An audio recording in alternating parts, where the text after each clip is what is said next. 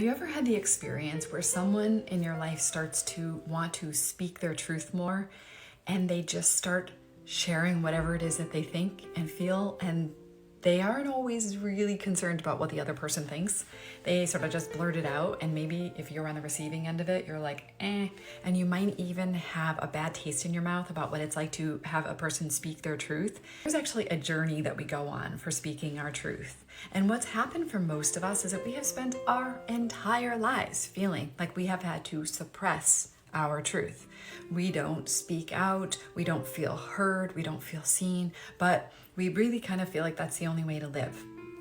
And what happens to many of us is that when we get the urge or the impulse to start speaking our truth, we do it really unskillfully. And some do it in this complete like blurting out way. Others of us do it more slowly and gradually, but we still are unskillful and oftentimes do not get the results we want.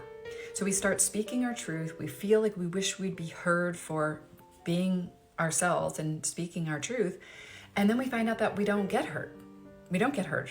We don't get that the reciprocation of kind of what we're looking for.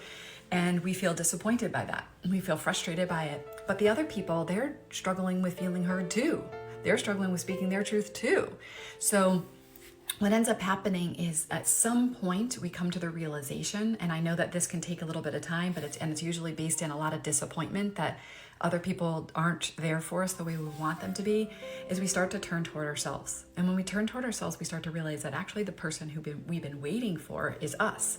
We have been not listening to our own truth. We have not been holding space for our own pain. We have not been going to the depths of a relationship with ourselves. We don't hear ourselves. So the beauty is when we start to do the work to really hear ourselves and to be present with ourselves and bear witness to our experience, we start to feel a sense of inner fortitude. We start to get what it is that we've always been looking for, which is to feel heard and seen and met within, to feel whole within. And that's really cool. So instead of turning to other people and feeling so disempowered by that because they're not meeting us the way we want to be met, we feel empowered by turning toward journaling and meditation and prayer and to having a conversation within us with ourselves, really bearing witness.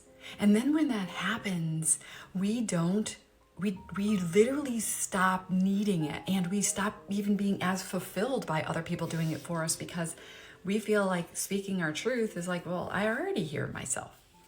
And then in the very end, the last stage of this is that we end up speaking our truth in a new way with selfless service and spilling over love.